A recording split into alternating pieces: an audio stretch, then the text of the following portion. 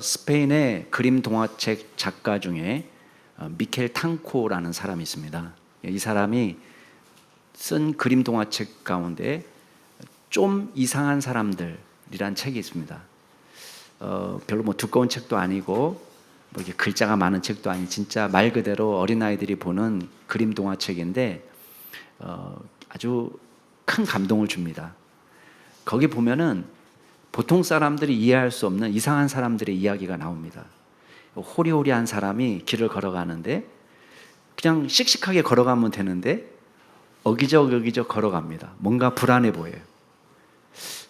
별 이상한 사람도 다 있네. 다른 사람들이 볼 때는 그렇게 생각하겠죠. 근데 그 사람은 지나가는 개미를 밟지 않으려고 조심하다가 보니까 남들이 볼 때에 어기적 걷는 거예요. 개들이 막 어울려서 뛰어놀고 있는데 우리가 볼 때는 평범하게 보이는 일상 속에서 어떤 사람은 혼자 외톨이로 남아있는 강아지를 주목합니다. 아무도 보지 못하는 그 모습을 바라볼 수 있는 이상한 사람들입니다. 또 어떤 사람은 관객도 별로 없는데 자기가 막 도취되어서 클래식 음악을 연주합니다. 클래식 음악을 연주할 수 있는 사람이 된다는 것은 사실 누구보다도 수고를 많이 하고 누구보다도 고생을 많이 해서 그 자리에 올랐을 텐데 알아주는 사람이 없습니다. 그래도 상관이 없습니다. 내가 그 일을 사랑하기 때문에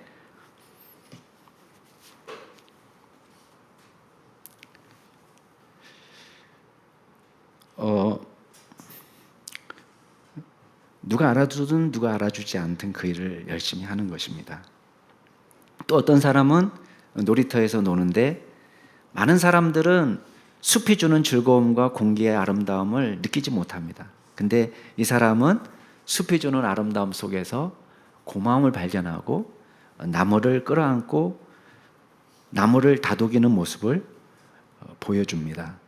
사람들이 볼 때는 다 이상한 사람들이고 이해할 수 없는 사람들이지만 그러나 이 사람들은 이 세상을 살면서 작고 연약한 존재에 관심을 기울이는 사람들입니다. 사람들은 이상하게 보일지 모르지만 이런 사람들이 있기 때문에 세상이 따뜻한 것입니다. 오늘 빌립보서 2장 말씀을 보면은 우리가 볼 때는 이상한 사람들의 이야기가 나옵니다. 원래 2장의 처음 시작이 어떻게 시작됐어요? 같은 뜻을 품고 한 마음을 품으라는 바울의 권면에서 시작이 됐습니다. 근데 그냥 같은 마음을 품는데 어떤 마음을 품어야 됩니까? 할 때에 바울이 제시한 마음은 그리스도 예수의 마음이에요. 그리스도 예수의 마음은 어떤 마음이에요? 자기가 다른 사람을 위해서 희생하기 위해서 생명을 주고 구원하기 위해서 하나님의 권위를 포기하시고 이 땅에 내려오신 예수님의 마음이에요. 그리고 자신의 생명을 주면서까지 온 인류를 살리기 위해서 애쓰시는 죽기까지 복종하신 마음이 예수님의 마음입니다. 이 마음을 품으라고 말씀했어요. 그러면서 우리 크리스찬들은 어떤 존재냐? 생명의 말씀을 밝히는 존재로 살아가는 것입니다. 근데 문제는 뭡니까? 일이 쉽게 이루어지지 않습니다. 이 세상은 어그러지고 거스르는 세대예요. 그러니까 일반적으로 자기의 이익을 추구하는 이 사회 속에서 예수 그리스도의 제자로 걸어가야 되는 그 길은 일반인들이 걸어가는 그 길과 다르다는 것을 보여줍니다. 그래서 오늘 우리가 바울의 말씀 속에 두 명의 사람을 소개해봤는데 한 명은 디모데고 한 명은 에바브로디도입니다. 이 두 사람의 삶 속에서 공통점을 발견할 수 있습니다. 첫 번째는 뭐냐면 예수의 일을 앞세우는 사람이라는 거예요. 그게 첫 번째 공통점이고 두 번째 공통점은 형제를 사랑하는 사람이 되는 것입니다. 형제를 사랑하는 사람. 그리고 우리가 마지막으로 기억할 것은 이런 사람을 귀히 여기는 공동체가 되어야 되겠다.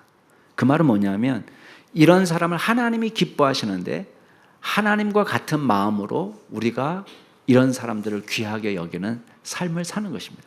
나도 그 삶에 동참하는 삶이 되기를 바울은 원하고 있는 것입니다. 자, 오늘 말씀 속에서 우리가 첫 번째 살펴볼 게 있습니다. 그게 뭐냐면 우리는 그리스도의 종으로 예수의 일을 앞세우는 사람이 된다. 자, 누군가의 종으로 산다는 것은 그 주인을 기쁘게 하는 삶을 산다는 것을 의미합니다. 다 자기가 하고 싶은 일이 있죠. 예. 지난주 금요일에 저희 둘째가 부대로 다시 들어갔습니다. 휴가 기간에 일주일을 보내고 이제 부대로 복귀하는데 마침 얘가 그 비 오는 날을 엄청 싫어하거든요. 근데 금요일 날 비 엄청 많이 왔단 말이에요. 그러니까 저도 마음이 좀 안 좋은 거예요. 야, 저기 그렇지 않아도 힘들어하는 날에 저기 부대로 들어가서 들어갈 때 이 질퍽질퍽한 길을 걸어갈 때 얼마나 외로울까, 뭐 그런 마음이 드니까 이제 마음이 좋지 않더라고요. 근데도 가야 됩니다. 왜 가는 거죠? 국가의 부름을 받은 존재이기 때문에. 국가의 종인 거예요. 공복이에요. 그러니까 한시적이지만 내가 하고 싶은 대로 사는 것이 아니라 나라가 원하는 대로 사는 것입니다. 그게 군인의 의무입니다. 그리스도의 제자들도 마찬가지입니다. 저와 여러분은 예수님을 주인으로 모시고 사는 사람입니다. 그러면 우리의 일상과 우리의 삶이 다 중요하죠. 중요하지 않은 일상은 없습니다. 그렇지만 그럼에도 불구하고 예수님처럼 자기를 복종하고 죽기까지 낮아지신 예수님처럼 우리도 그리스도의 종으로, 하나님의 종으로 사는 것입니다. 이건 바울도 마찬가지입니다. 여러분 19절 말씀 같이 한번 읽어볼까요? 19절 같이 읽겠습니다. 시작. 내가 디모데를 속히 너희에게 보내기를 주 안에서 바람은 너희의 사정을 알므로 안위를 받으려 하매니. 여러분 눈치채셨습니까? 여기 보면 내가 디모데를 여러분한테 빨리 보내고 싶습니다. 근데 그냥 보내고 싶습니다 이렇게 말하면 문장이 딱 떨어져요. 깔끔하게 떨어지는데 이 앞에다가 꼭 뭘 붙이느냐? 단서를 붙여요. 주 안에서 바랍니다 이렇게 붙였어요.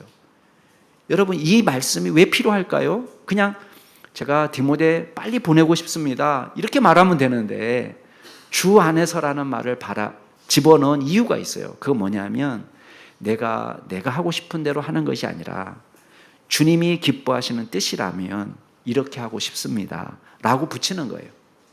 그러니까 바울의 인생은 어떤 인생이냐? 예수 믿고 그리스도의 제자로 따라 나선 이후에는 자기 멋대로 사는 인생이 아니라 주님이 기뻐하시는 삶을 살고 싶어하는 인생입니다. 그리스도의 주권 하에 온전히 복종하겠습니다 라는 믿음으로 살아가고 있는 거예요. 그러면서 이 사람을 보내는 이유는 에바브로디도는 사실 빌립보서를 가지고 바울의 소식을 빌립보 교회에 알려주는 사명을 갖습니다. 그런데 디모데는 가서 빌립보 교회가 어떻게 지내고 있는지 소식을 갖고 와서 나를 기쁘게 해주라. 지금 이 이야기를 여기 편지에 넣고 있는 거예요. 바꿔 말하면 어떤 내용이 지금 숨겨져 있습니까?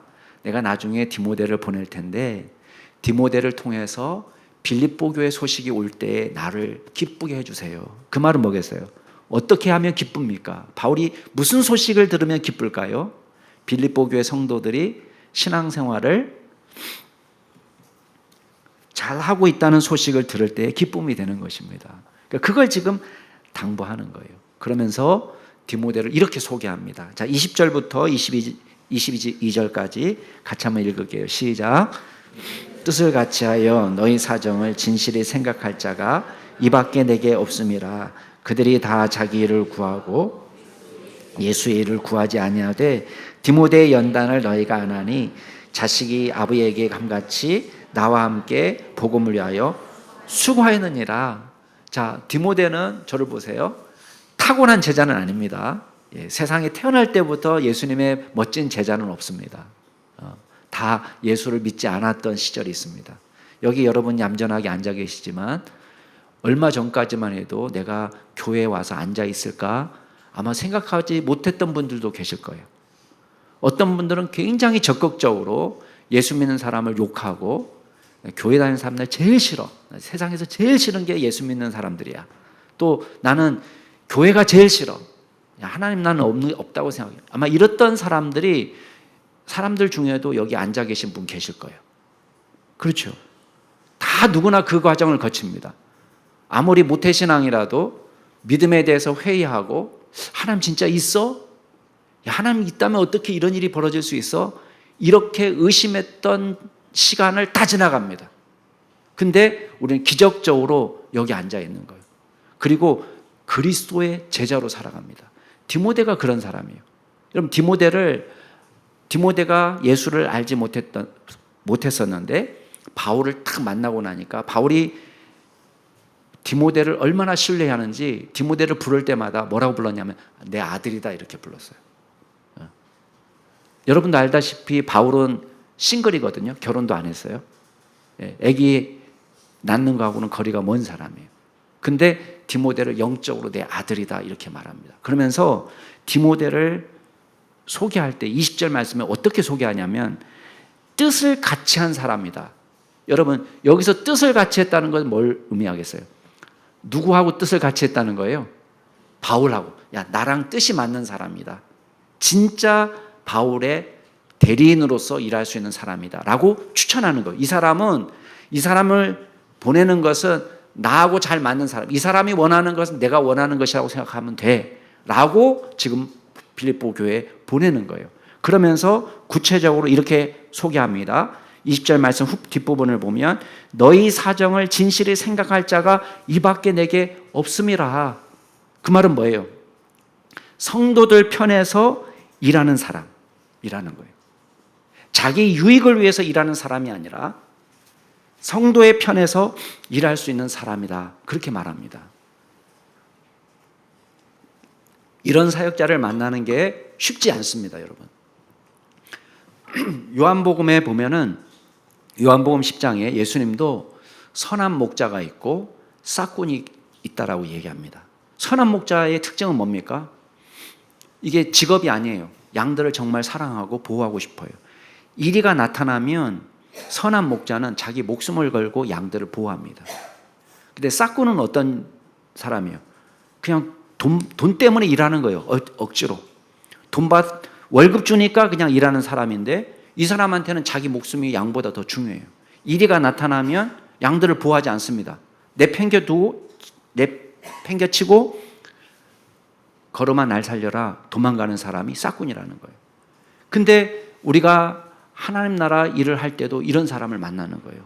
정말 성도의 입장에서 성도의 유익을 위해서 성도의 영적 성장을 위해서 진실하게 일하는 사람이 있는가 하면은 자기의 유익에 민감한 사람들이 많습니다. 오히려 그런 사람들이 다수를 차지합니다. 그래서 지금 바울은 뭐라고 고백하냐면 21절 다시 한번 읽어볼래요? 21절 시작. 그들이 다 자기 일을 구하고 그리스도 예수의 일을 구하지 아니하되. 그들이 다 할 때 그들은 누구예요? 자, 퀴즈. 크리스찬입니까? 넌 크리스찬입니까? 크리스찬이에요. 여기서 그들이 다 자기 일을 먼저 생각하고 그리스도 예수를 일을 구하지 않았는데 이렇게 말하는 것은 적어도 소위 크리스찬이에요. 아니 그냥 일반 크리스찬도 아니고 교회를 위해서 일한다는 지도자들을 말합니다. 근데 바울이 눈 씻고 쳐다봐도 정말 지도자라고 생각하고 직분자라고 생각하는 사람을 다 찾아봐도 진짜 그리스도의 일을 먼저 생각하는 사람은 소수였다는 거예요. 오히려 디모데처럼 정말 자기 일을 구하지 않고 그리스도의 일을 구하는 사람은 이 디모데 외에는 없더라. 이 사람은 내 마음에 맞는 사람이고 이 사람이야말로 성도의 일을 먼저 생각하는 사람이고 교회의 일을 먼저 생각하는 사람이고 그리스도의 일을 먼저 생각하는 사람이고. 여러분 이것이 제자가 살아야 될 길을 이야기하는 것입니다. 우리는 변화되기 이전에 예수님의 12제자들이 어떤 반응을 보였는지를 알고 있습니다. 다 예수님 십자가에 달려 돌아가시 직전까지도 누가 크냐 갖고 싸우는 거예요. 여러분 이게 남의 나라 이야기가 아닙니다. 오늘 우리의 모습이기도 합니다. 저와 여러분이 위의 것을 생각하고 땅의 것을 추구하지 않는 믿음의 사람이 될 수 있기를 주의 이름으로 축복합니다. 이게 바울이 골로새 교회 보낼 때 쓴 편지예요. 위의 것을 생각하고 땅의 것을 생각하지 마라. 이게 어떻게 가능하냐? 이게 일반적으로는 가능하지 않습니다. 골로새서 보면은 그 다음 이어지는 말씀이 뭐냐면 너희가 죽었고, 언제 죽었다는 거예요? 예수님의 십자가와 함께 죽었고 지금 우리가 사는 것은 너희의 생명이 그리스도와 함께 하나님 안에 감춰져 있다. 우리가 누리는 이 생명은 결국은 어떤 생명이냐? 예수 그리스도의 부활과 함께 새롭게 시작된 생명이라는 거예요. 그러니까 저와 여러분이 하늘을 추구하며 하나님의 일을 추구하며 살아갈 수 있는 이 신앙의 베이스에는 뭐가 있어야 되느냐? 부활 신앙이 있어야 되는 거예요. 그리스도의 부활을 온전히 신앙하는 사람만이 예수 그리스도의 십자가의 길을 걸어갈 수 있는 거예요. 제자의 길을 걸어갈 수 있는 것입니다. 자, 디모데를 또 이렇게 소개합니다. 22절 같이 한번 읽어볼까요? 시작. 디모데의 연단을 너희가 아나니 자식이 아버지에게 함같이 나와 함께 복음을 위하여 수고하였느니라. 자, 디모데의 연단을 여러분이 압니다. 자, 연단이라는 말을 요새 잘 안 씁니다. 그죠? 단련된 거, 단련된 디모데의 단련된 것을 여러분이 아십니다. 사실 이 단어는 두 가지 의미를 담습니다. 하나는 뭐냐면 뜨거운 물에 집어넣어 가지고 쇠의 불순물을 뽑아내는 거 있잖아요. 그거를 단련이라고 이야기합니다. 풀무질 해가지고 이 쇠의 순수함을, 불순물을 빼내는 작업. 그 다음에 두 번째 의미는 뭐냐면 그 과정을 다 거쳐가지고 깨끗하게 된 것을 단련이라고 이야기합니다. 근데 이 두 가지 의미를 여기 다 담고 있다고 생각하면 돼요. 그러니까 여러분이 디모데의 연단을 압니다. 그 말은 뭐냐면 우리식으로 얘기하면 디모데가 얼마나 어려운 과정을 거치고 얼마나 수고를 하면서 하나님의 순수한 일꾼으로 되어졌는지를 여러분은 잘 알고 있습니다. 이렇게 말할 수 있어요. 그러니까 성도들이 다 알 정도로 한 사람이 믿음의 사람으로 되는 것은 그냥 되는 게 아니잖아요.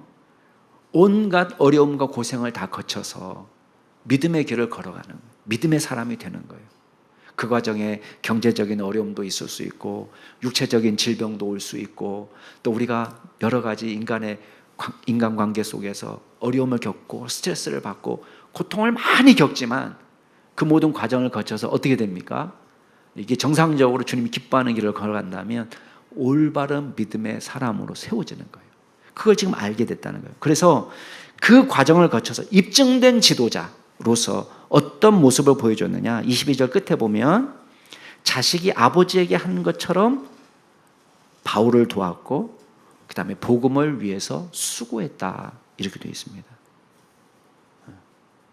입증된 지도자, 예수님의 일을 앞세우는 지도자.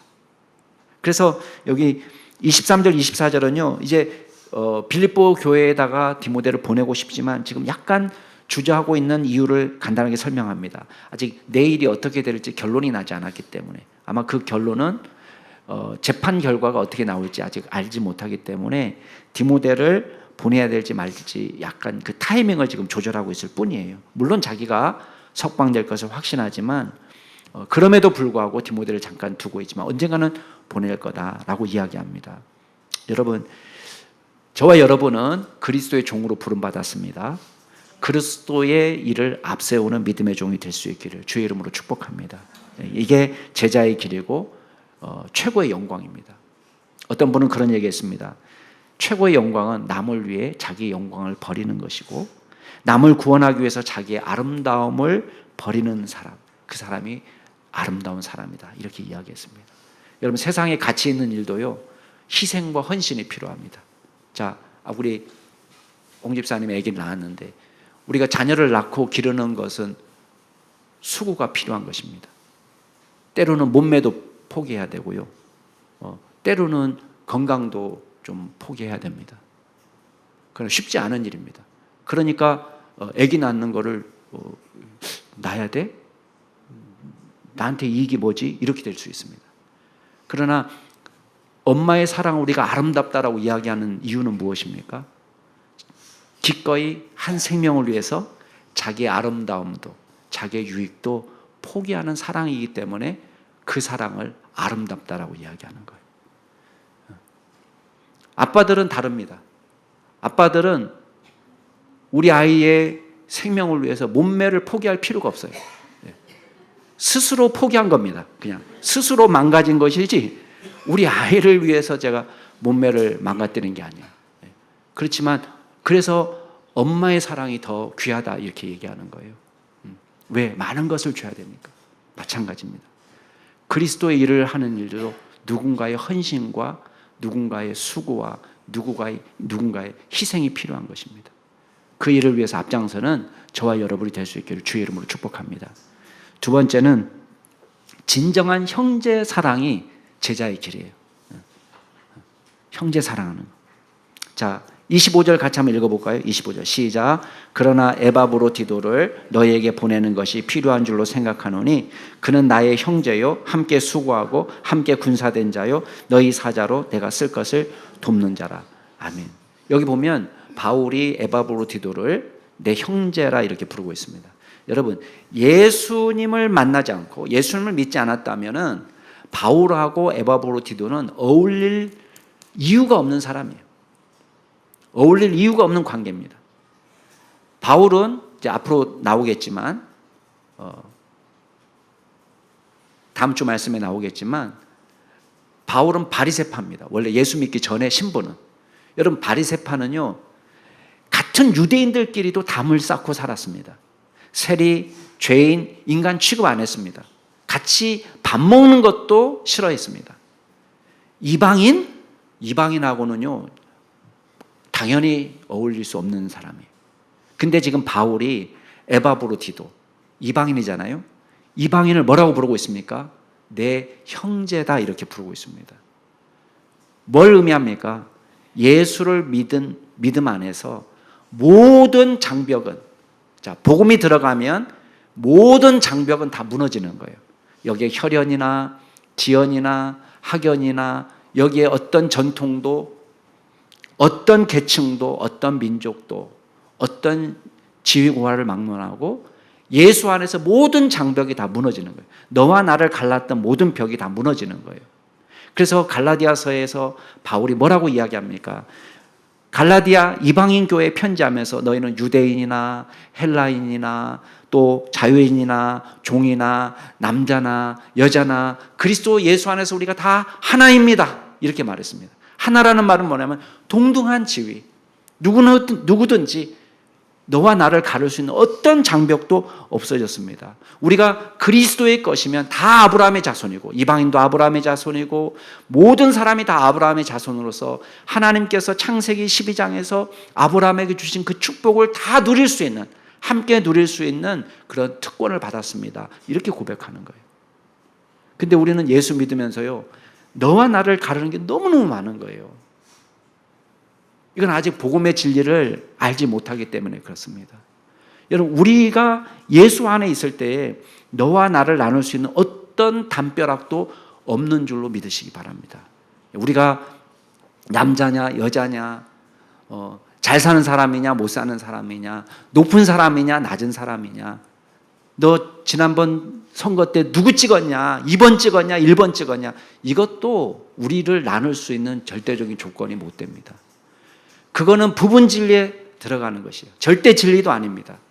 그리스도 예수 안에서 어떤 정치적인 이념이나 어떤 색깔도 어떤 철학도 예수 그리스도의 일보다 앞서지 않는다는 것을 기억하시고 우리는 모두 다 한 형제 자매라는 것을 기억하시길 바랍니다. 노예 안에서도요 교회 안에 분쟁이 있는 그런 일들을 만납니다. 그러면 노예가 수습 전권위원회도 보내고요 화해 조정위원회도 부르고 이름은 너무 거창해요. 그걸 다 보내는데 가서 서로 이렇게 화합하려고 하면요 이렇게 얘기합니다. 목사님, 제가요 지옥 가도 좋으니까 저 인간하고는 제가 섞이지 않겠습니다. 이렇게 얘기하는 거예요. 아니, 그게 얼마나 무서운 말이에요. 나 지옥 가도 좋으니까 저 인간하고는 내가 화해할 수 없다는 거예요. 그렇게 돼버리면 어떻게 되겠어요? 지금 잘못하면 진짜 지옥 갈 수도 있어요. 이거 왜? 복음 안에서는 우리가 다 하나가 되는 거예요. 어떤 것도 저와 여러분을 나눌 수 있는, 우리끼리 나눌 수 있는 어떤 벽도 없다는 것을 기억하시고 오직 예수 그리스도를 앞세우는 저와 여러분이 될 수 있기를 주의 이름으로 축복합니다. 그 다음에 또 뭐라고 소개하느냐면 25절 뒷부분에 보면 함께 수고하고 함께 군사된 자고 이렇게 얘기합니다. 나의 동역자고 나의 전우다. 나의라는 말 자체가 벌써 친밀함을 이야기하는 거잖아요. 근데 서로 복음을 위해서 수고하는 동역자로 서로 긴밀하게 유대감을 갖고 함께 일하는 존재다라는 걸 이야기합니다. 뿐만 아니라 에바브로디도는 공동체의 유익을 먼저 구하는 사람이에요. 여러분 26절 같이 한번 읽어볼까요? 시작. 그가 너희 무리를 간절히 사모하고 자기가 병든 것을 너희가 들은 줄을 알고 심히 근심한지라. 여러분 어떤 일이 벌어졌냐면 저를 보세요. 이것만 보면 여러분 잘 몰라요. 자, 어떤 일이 벌어졌냐면 빌립보 교회가 에바브로디도를 바울에게 보냈어요. 어떻게 무슨 목적을 가지고? 옥바라지 하라고. 옛날에는 감옥에 들어가면 사실 먹고 입는 것을 제대로 밖에서 공급해 주지 않으면 감옥 생활을 제대로 못 해요. 그러니까 사식도 집어넣어 줘야 되고 춥지 않도록 옷도 집어넣어 줘야 되고 계속 이렇게 도와줘야 돼요. 빌립보 교회에서 바울이 감옥에 있다는 소식을 듣고는 에바브로디도를 파송했습니다. 가서 우리가 보내는 물품을 잘 전달해 주고 그리고 바울 옆에서 잘 옥바라지하고 그리고 돌아오라고. 근데 문제는 뭐냐? 이 에바브로디도가 병이 났어요. 근데 그냥 단순히 그냥 간단하게 그냥 감기처럼 앓고 지나가는 병이 아니라 죽을 뻔한 거예요. 지금처럼 병원에 가면 뭐 약도 좋고 뭐 예방접종도 할 수 있고 치료도 빠르고 수술도 할 수 있는 그런 상태가 아니잖아요. 옛날에는 열병으로도 쉽게 죽었단 말이에요. 그러니까 지금 에바브로디도가 원인을 알 수 없는 질병에서 끙끙 앓고 죽을 뻔했는데 겨우 살았어요. 근데 지금 빌립보 교회가 들은 소식은 뭐냐면 에바브로디도가 죽어가고 있더라. 그 소식만 들은 거예요. 그러니까 얼마나 걱정이 되겠어요. 이 소식이 다시 누구한테 알려졌느냐? 로마에 있는 에바브로디도에게 바울에게 알려진 거예요. 그러니까 에바브로디도는 또 근심하는 거예요. 아이고야, 내가 사실 교회가 보낸 사명을 내가 감당해서 걱정 끼치지 않게 해야 되는데 내가 도리어 교회의 짐이 되었구나. 그러니까 또 이것 때문에 마음이 안 좋은 거예요. 그러니까 이런 상황에서 바울이 판단할 때는 빨리 에바브로디도를 빌립보 교회에 보내가지고 나 멀쩡합니다. 걱정하지 마세요. 내가 주님의 일을 잘 감당하고 왔습니다. 이렇게 될 때에 문제가 해결될 거라고 생각한 거예요. 그래서 지금 에바브로디도를 이 빌립보서를 써가지고 에바브로디도 편에 보내려고 생각하는 그런 상황인 거예요. 근데 여기서 우리가 배울 수 있는 게 있습니다. 에바브로디도가 이 어려운 상황 속에서 어떻게 일을 했느냐. 자, 30절 말씀 같이 한번 읽어봐요. 30절 같이 읽겠습니다. 시작. 그가 그리스도의 일을 위하여 죽게 이르러도 자기 목숨을 돌보지 아니한 것은 나를 섬기는 너희의 일에 부족함을 채우려 함이니라. 여러분, 자기가 죽게 되었으면은 자기 몸을 돌봐야지 정상입니다. 근데 에바브로디도는 자기가 죽게 되었을지라도 목숨을 걸었다. 여기 말하면 돌보지 아니했다라고 번역했는데 원래 이 단어는 부정문이 아닙니다. 돌보지 않았다 그런 말이 아니라 어떤 말이냐면은 원래 도박사들이 도박할 때에 거는 거, 위험을 감수하는 거, 그거를 뜻하는 단어입니다. 그러니까 쉽게 말하면 자기 목숨을 걸었다 이렇게 해석할 수 있습니다. 자기 목숨을 돌보지 않고 자기에게 주어진 사명을 감당하기 위해서 바울을 돕고 바울을 섬기기 위해서 온 힘을 기울이는, 심지어 자기 목숨보다도 바울을 돌보는 것을 더 귀한 것으로 아는 모범을 보여줬다는 거예요. 여러분, 이게 누가 시켜서 되는 일이 아닙니다. 시키지 않았는데 이 사람은 이 수고를 감당하는 거예요. 왜? 사랑하니까. 여러분, 누군가를 구하는 일은요, 누군가를 구하고 예수 믿게 하고 전도하고 하나님의 백성으로 삼는 것은 저절로 되는 것이 아닙니다. 전염되는 게 아니에요. 복음은 전염되지 않습니다. 여러분, 코로나19를 우리가 겪으면서 뭘 경험했습니까? 코로나19는요, 아무리 조심해도 전염된다는 걸 경험했어요. 자, 죄송합니다만은 여기 코로나 안 걸리신 분 한번, 내 세상에 태어나서 나 코로나 안 걸렸다 하신 분 한번 손 들어보세요. 걱정하지 말고 제가 잡아먹지 않겠습니다. 나는 코로나 안 걸렸었다. 이번 코로나 기간에 안 걸렸었다. 한 분 계셔요. 한 분. 그 말은 무슨 말이에요? 우리가 얼마나 노력을 많이 했습니까? 시키는 대로 다 했어요. 저는 정부 시키는 대로 마스크 쓰고 2m 다 떼고 예방접종 다 맞고 조심조심 했어요. 여러분은 어땠습니까? 허랑방탕하게 살았습니까? 아니, 우리 조심했어요. 진짜 정말 열심히 했어요. 시키는 대로 다 했는데 어떻게 했어요? 뭘 경험했습니까? 아, 결국은 이게 걸릴 만큼 다 걸려야 끝나더라. 그걸 경험한 거예요. 별 쇼를 해도 막을 수가 없었구나. 이걸 우리가 경험한 거예요. 이건 전염이에요. 그러니까 사실 한 분밖에 안 나왔지만 원래 통계상으로는 더 나와야지 정상이거든요. 근데 이제 어떻게 여러분들은 다 걸리셨나요? 심지어는 막 어얼리 어댑터 막 일찍 막 체험해보고 또 한 번 체험으로는 불가능하니까 두 번씩 세 번씩 체험하자 막 이렇게 하신 분들도 계실 거예요. 근데 여러분, 복음이라는 것은 전염이 아니에요. 이거는 전수되는 거예요. 그 전수라는 것은 뭘 의미하냐면 누군가가 수고하고 고생하고 전해줘야 되는 거예요. 목숨을 걸어야 되는 거예요. 양화진에 가면은 외국인 묘지가 있습니다. 거기 비석을 가끔씩 읽어보면 정신이 번쩍 납니다. 이 사람이 왜 우리나라에 왔지? 자기 나라에 있었으면은 의사로서 잘 먹고 잘 살 수 있는 사람입니다. 자기 나라에 있으면 좋은 안정된 목회지에서 목회 잘할 수 있는 유능한 사람입니다. 자기 나라에 있으면 자식도 죽지 않고 부인도 죽지 않았을 수 있는 사람입니다.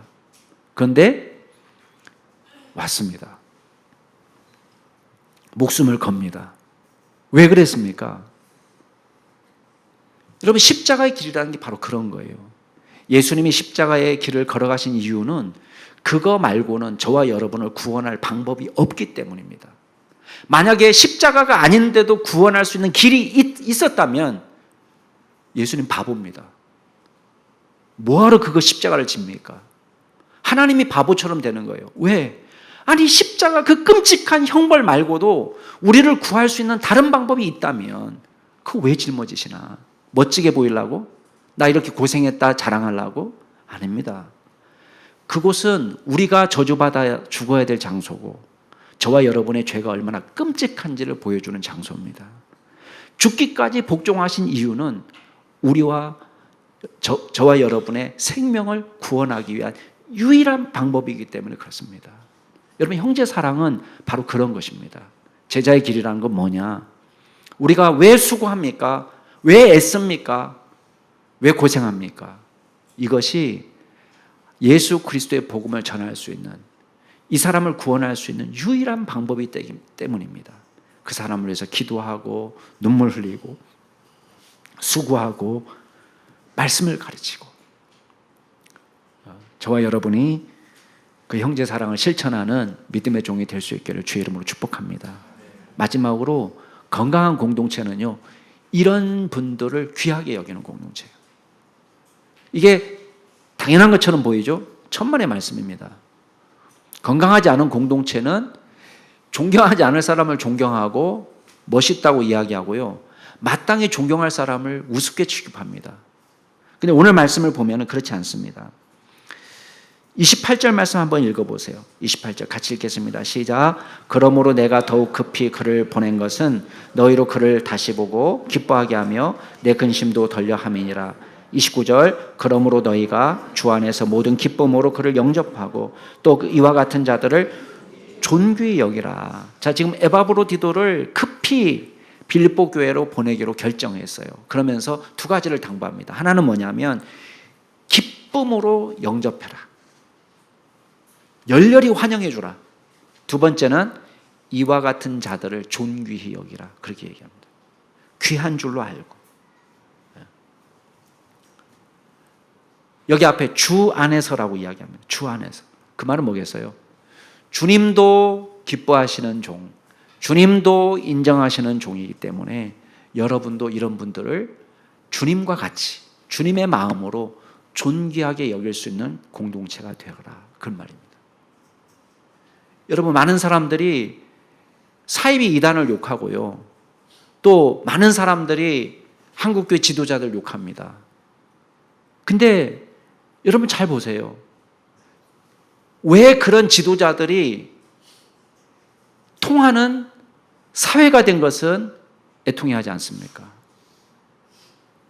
그런 사람을 열렬히 추종하는 분위기가 있고, 우리가 볼 때는 정말 하나님이 기뻐하지 않는 종 같은데 많은 사람들이 추종합니다.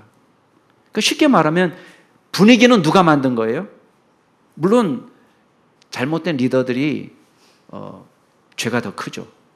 그렇지만 그 사람들을 따라가는 성도들이 있기 때문에 그런 사람이 활동하는 거예요. 고린도 교회에 이런 비슷한 일이 벌어졌습니다.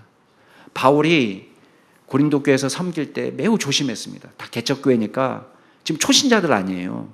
예수 믿지 않다가 예수 믿은 사람들이에요. 바울이라고 안정되게 목회하고 싶은 마음이 없었겠습니까? 사례비를 받아도 고린도 교회에서 받지 않은 거예요. 왜? 초신자들이니까 헌금에 시험 들까 봐. 그래서 어디서 사례비를 받았냐? 자기가 텐트 메이커로 일하고 부족부는 빌립보 교회가 먼저 예수 믿고 바울을 선교 후원하니까 거기서 선교 후원금을 받았습니다. 그럼 성도들이 생각할 때는 참 우리 목사님 참 수고하고 애쓰고 이렇게 사례비도 자기가 깎고 그러니까 참 귀한 분이다 이렇게 생각해야 되는데, 고린도 교회 생각할 때는 이 삐죽삐죽하면서 이렇게 말하는 거예요.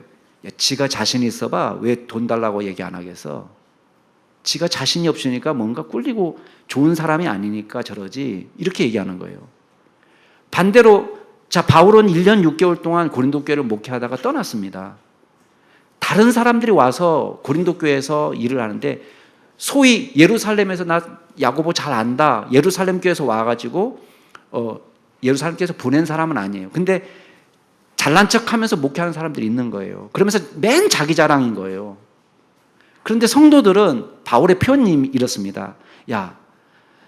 다른 예수를 전하고 다른 복음을 전하고 다른 양을 받게 하는데 잘도 용납하는구나 이랬습니다. 여러분, 바울은 좋은 지도자인데 배척하고 이 거짓 교사들을 열렬히 환영하는 이 영적인 풍토가 너무 마음 아픈 거예요. 여러분, 마땅히 존귀 여길 자를 존귀 여기는 믿음의 눈을 가질 수 있기를 주의 이름으로 축복합니다. 사랑하는 성도 여러분, 세상 사람들은 그리스도의 길을 걸어가고 제자의 길을 걸어가는 사람들을 이상한 사람이라고 얘기합니다. 그냥 좀 이상한 사람들이 아니라 저 사람 동가 아니야? 이렇게 말할 수도 있습니다. 여러분, 그러나 우리는 먹고 살지 못하기 때문에 그리스도 일을 하는 것도 아니고, 이 일이 고생되지 않기 때문에 주님의 일에 몰두하는 것도 아닙니다. 저와 여러분이 그리스도의 길을 걸어가는 것은 주님이 걸어가신 그 길이고 제자들이 걸어가신 그 길이고 그 사람들로 인해서 복음을 전수받았기 때문에 저와 여러분도 그 길을 걸어가는 것입니다. 디모데처럼 자기 일보다 그리스도의 일을 앞세우는 믿음의 종이 될 수 있기를 주의 이름으로 축원합니다. 많은 사람들이 근면 성실합니다. 그러나 자기 일을 위해서는, 출세를 위해서는, 승진을 위해서는, 돈벌이를 위해서는 밤을 새우기도 하고 굶기도 하고 촌음을 아껴 살기도 하고 모든 것을 희생해서 걸기도 합니다. 그러나 저와 여러분은 복음을 위해서, 그리스도의 일을 위해서 헌신하고 주님께서 맡기신 영혼들을 사랑하고 섬기는데 시간을 쓰는 믿음의 종들이 될 수 있기를, 좀 이상한 정도가 아니라 많이 이상한, 세상이 이해할 수 없는, 세상이 감당할 수 없는 복음의 종이 될 수 있기를 주의 이름으로 축복합니다. 기도하겠습니다.